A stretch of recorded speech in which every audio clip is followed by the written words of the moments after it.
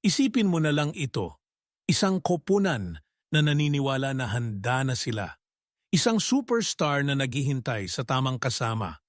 Isang buong lungsod na nangarap ng kampeonato. Tapos sa isang iglap, lahat ng plano nagkawatak-watak. Yan ang katotohanan ng Los Angeles Lakers ngayon. At kung hindi ka maingat na magbabasa ng mga palatandaan, maaari mong palampasin ang pinakamalaking drama sa kasaysayan ng NBA sa maraming taon. Dahil hindi ito simpleng off-season.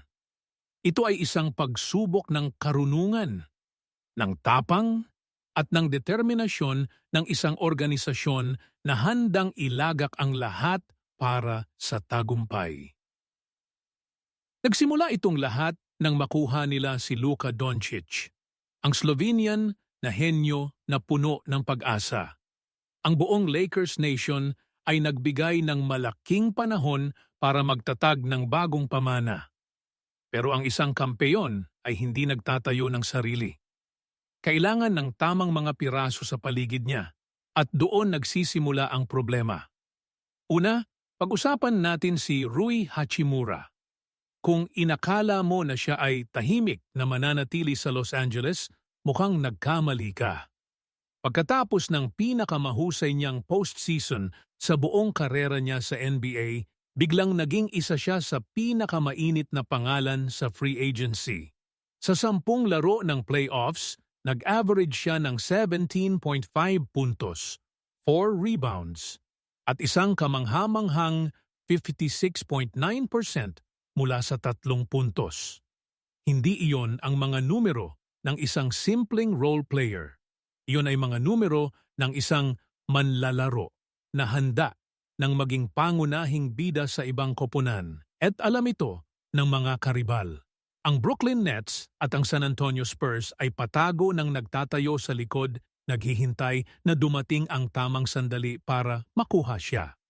Para sa Lakers, ito ay isang biglang hadlang na hindi nila inaasahan dahil ang kanilang pansin ay nakatuon sa paghahanap ng center, hindi sa posibilidad na mawala ang isa sa kanilang pinakamapagkakatiwalaang manlalaro.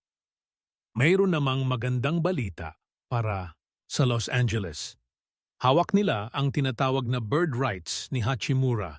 Ibig sabihin, kahit lampas na sila sa salary cap, maaari pa rin nilang ialok sa kanya ang kontrata na siya ay maaaring tumanggap. Pero ito ay may presyo. At ang tanong ay, handang bayaran ba ng Lakers ang presyong iyon habang marami pa silang ibang pangangailangan? Kaya habang inaayos nila ang suliraning ito, dumating ang susunod na balita. At ito ay tungkol kay DeAndre Ayton.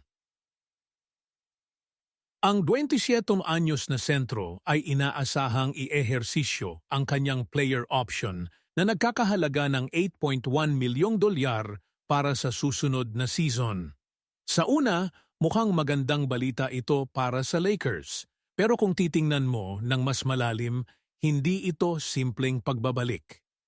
Ito ay isang maingat na hakbang ng isang manlalaro na naghahanap ng katatagan sa isang merkado na hindi gaanong mainit para sa kanya. At para kay Pelinka at sa buong Lakers front office, ang opt-in ni Ayton ay nagbibigay sa kanila ng isang bagay na napakahalaga. Isang maaring i-trade na kontrata. Isipin mo, ang $8.1 million ni Ayton, kasama ang $12.4 million ni Jared Vanderbilt ay nagbibigay sa Lakers ng halos $20 milyong na maaari nilang gamitin sa trade. Kapag pinagsama mo ito sa mga draft pick na mayroon sila, kasama na ang kanilang 2031 at 2033 first-round picks. Biglang may kapangyarihan ka sa negosasyon. Hindi ito tungkol sa pagpapanatili ni Ayton bilang pangunahing sentro. Ito ay tungkol sa paggamit sa kanya bilang isang piso sa isang mas malaking laro. At ano ang pinakamalaking laro na iyon? Ang paghahanap ng tamang sentro para kay Luka Doncic. Ang mga pangalan na inuusig ng Lakers ay kahanga-hanga. Mitchell Robinson ng New York Knicks na kilala sa kanyang kahusayan sa rebounding. Si Daniel Gafford ng Dallas Mavericks na perpekto para sa uri ng sentro na hinahanap ni Luka. Mga kabataang katulad ni Walker Kessler ng Utah at Jalen Duren ng Detroit ay nasa listahan din. Pero ang bawat isa sa mga ito ay may sariling komplikasyon. Ang restricted free agency ay isang minahan ng mga hadlang at ang mga koponan tulad ng Jazz at Pistons ay maaaring mag-match ng kahit anong alok. Kaya lumingon ang Lakers sa isang hindi inaasahang direksyon. At ang pangalan na lumabas ay nagulat sa marami. Naz Reid. Kung narinig mo ito at nagtataka ka, rational lang iyon. Si Reid ay kakalipat lang mula sa Minnesota Timberwolves patungong Charlotte Hornets bilang kapalit ni LaMelo Ball. Isang malaking trade na binago ang landscape ng NBA. Pero agad na nakilala ng Lakers ang potensyal. Si Reid ay isang modernong sentro. Maaari siyang mag-score sa loob ng paint at maaari rin siyang lumabas sa 3 puntos na linya. Sa nakaraang season, nag-average siya ng 13.6 puntos, 6.2 rebounds at 36.22% mula sa 3 puntos. Hindi siya puro rim runner, siya ay isang versatile na sandata. Pero narito ang problema. Ang Charlotte Hornets ay hindi nagpapakita ng kahit anong interes na ibenta siya. Kababalik lang nila sa kanya mula sa isang malaking trade. Bakit nila siya ibebenta agad? Para makuha si Reid, kailangan ng Lakers na mag-alok ng isang bagay na hindi mapipigilan ng Charlotte at iyan ay magiging isang napaka-mahal na pakikipagtulungan. Kung nag-iingganyong marinig mo ang kwentong ito, ibahagi mo ito sa iyong mga kaibigan at kapamilya. Dahil ang mga sandaling ito sa NBA, ang drama, ang malalaking desisyon, ang mga hindi inaasahang twist, ito ang nagpapanatili sa ating lahat na abala at nasasabik. Huwag hayaang mapalampas ng iyong mga mahal sa buhay ang sandaling ito.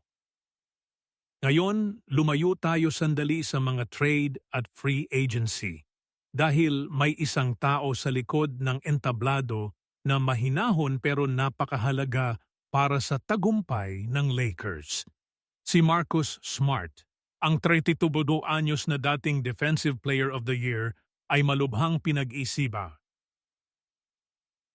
Iisipan ang pagtalikod sa kanyang 5-mime format Minimiz, layong dollar na player option. At kung maglalakad siya palabas ng pinto, ang Houston Rockets ay naghihintay sa kabilang dako.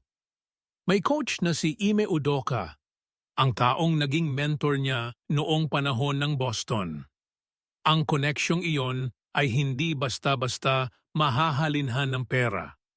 Para sa Lakers, ang posibilidad na mawala si Smart ay isang napakamahirap na sitwasyon. Siya ang puso ng kanilang depensa. Sa unang round ng playoffs, nang ang mga pangunahing manlalaro ay nasugatan, si Smart ang humawak ng koponan. Sa isang laro, 10 puntos, 10 assists, 5 steals at isang panalo na nagulat sa buong liga. Kung mawala siya, sino ang pumalit sa ganitong papel? At narito ang matinding ironya. Ang pera na kailangan ng Lakers para mapanatili si Smart ay ang parehong pera na kailangan nila para makuha ang isang kalidad na sentro. Ito ay isang zero-sum na laro. Kung gastusin mo ang lahat sa isa, mawawalan ka ng isa. Walang madaling sagot. Walang perpektong landas. Pero sa gitna ng lahat ng kaguluhang ito, may isang pangalan na lumitaw na nagbago ang lahat ng calculation. Isang pangalan na kung maririnig mo, hindi ka makapaniniwalang posible ito.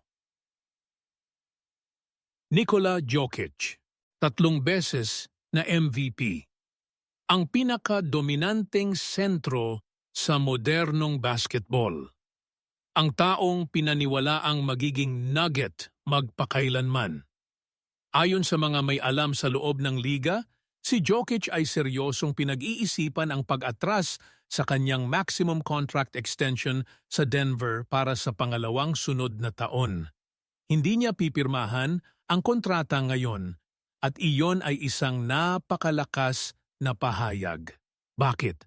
Dahil sa basketball, kapag ang isang superstar ng ganitong antas ay tumangging pumirma, ito ay karaniwang nangangahulugang hindi siya nasisiyahan.